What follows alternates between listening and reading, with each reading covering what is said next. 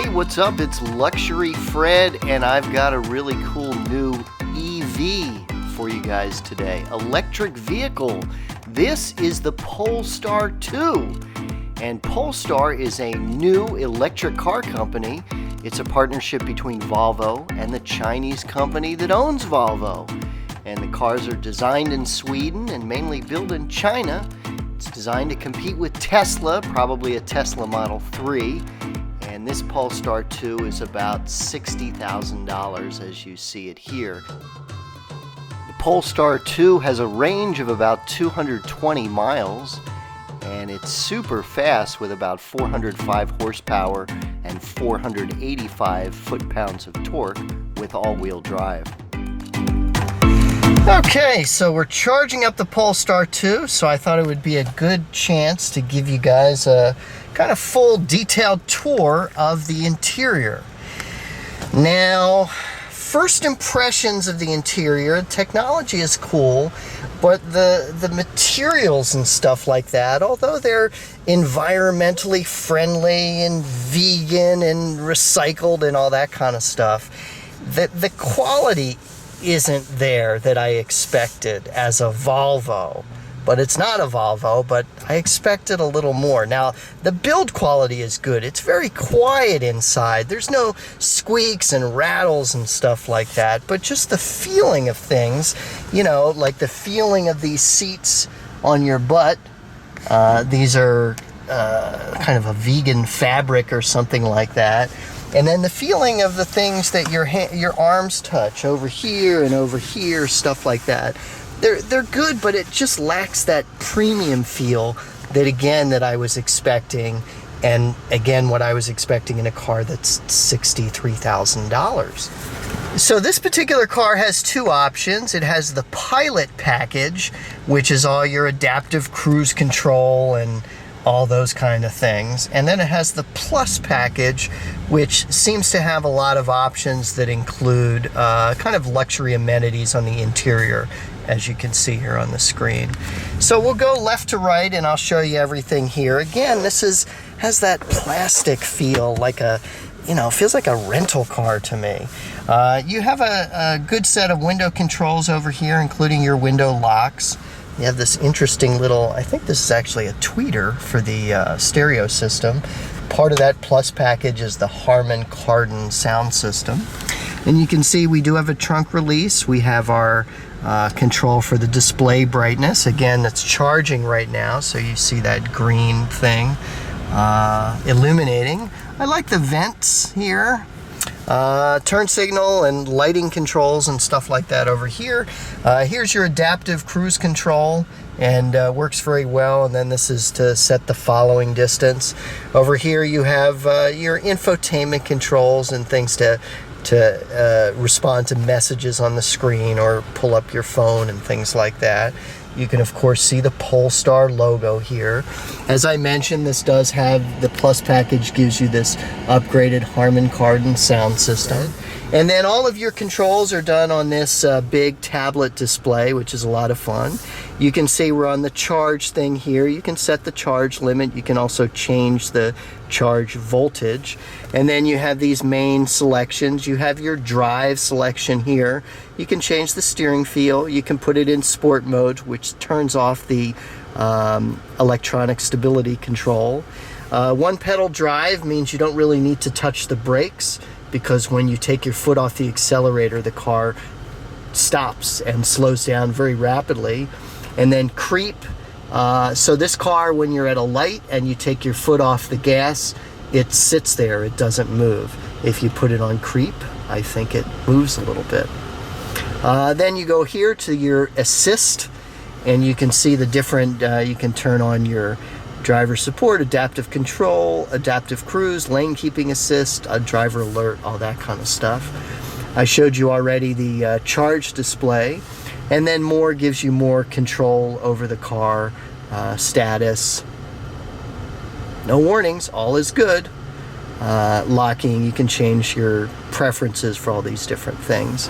And that's in the car thing here, and then you of course see the map. And it's, I gotta tell you, it spoils you for other cars having this big display, especially for the map and stuff like that. Makes it very easy to see. You can see even when the map is on, you always have access to your temperature control here, and your seat heating and cooling is what those things are. So just want to show you again, I'm really impressed with the 360-degree camera system on the Polestar 2. So as you can see, I'm in this parking spot. I've got the planter on one side, I've got the planter in front of me, and then I've got a car to the right of me, and you can see that it really gives a good idea of, you know, it shows the parking line there and how I'm to the left of the lines, and you know, I do have some more space over here, so I'm not going to rub my wheels on the curb there. And then of course it also is sensing this bush in front of me, and you can see it's starting to give me, if I move forward a little, you can see it's giving me a yellow alert there because I have the car in drive still. But very good 360-degree parking, 360-degree camera system that really helps with parking and prevents you from hitting the curb and stuff like that. Pretty cool. And the other cool part of this is you can bring up any of the other cameras. If you touch that, then you can see we have a closer view of the side camera, showing that I do have some room before the curb there. And then you can see we can isolate just the front camera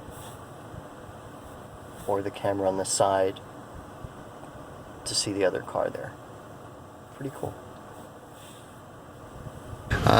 This car runs on Android Auto. It's the first car to completely use Android Auto and the whole suite of products that they have. Obviously you can add stuff to this, but you can see it has Google Assistant, it has all your Google controls and things like that. And this means you can say, "Hey Google, what's the temperature outside?" The temperature in Palm Springs right now is 72 degrees. And it will respond to you like that. You can say, "Hey Google, where's the nearest Chevron station?" There are quite a few Chevron locations in the area, and you can tell me the number of the one you want anytime. So you can see, Palm Springs is "Hey Google, be quiet." So you can see it's you have good voice control, and then you can also hook all this up to your home Google system if you have Google Home, so that you can check your cameras and do other stuff with your home Google system. "Hey Google, quiet." You have driver performance, which shows you your acceleration and things like that, and how you're doing with all that kind of stuff. So you can see you have a lot of stuff here. The seats are comfortable, but I'm not a fan of the kind of, you know, fabric, and it just takes away that luxury feeling. And then you can see a really nice fit and finish over there on that side. And then another cool feature is you have an entire glass roof here. See that?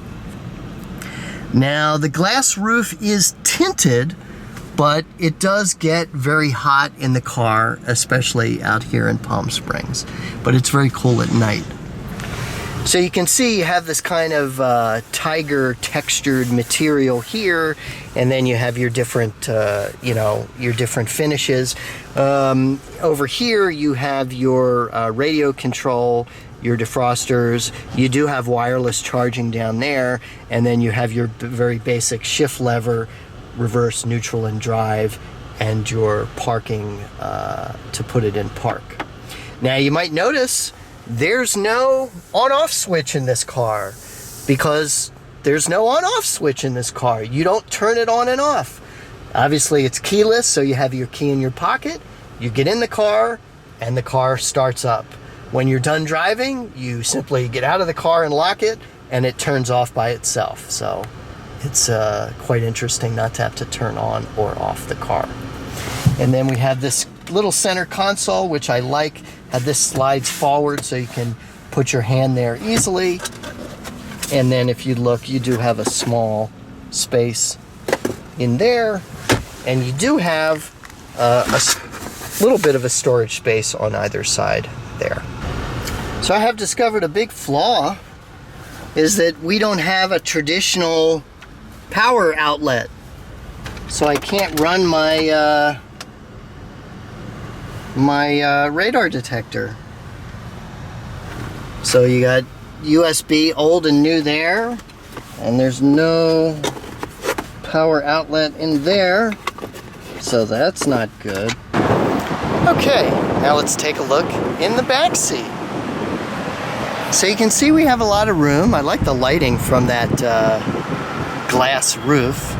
Again, you have this kind of textured fabric seats. If I get in here,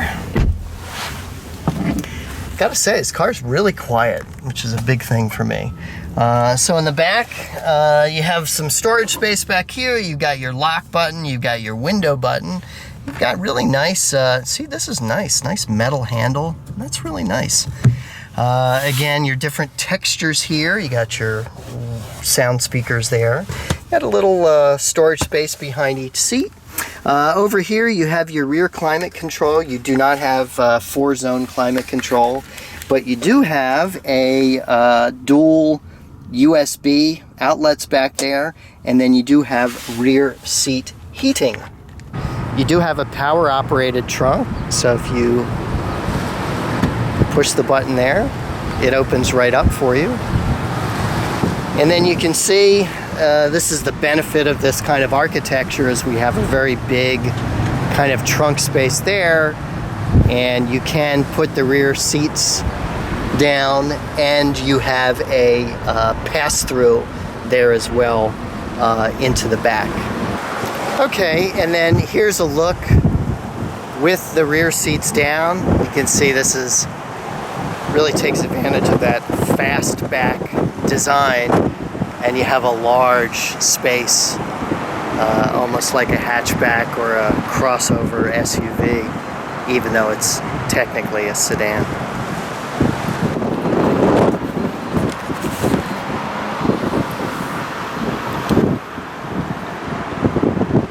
And another cool thing, you do have power trunk, and the button on the right locks the whole car, but you can also do it remotely, and you can use your remote and it comes down like that. Okay, and here's a quick look at the frunk. I guess they call this the front trunk. You don't really have a lot of storage space.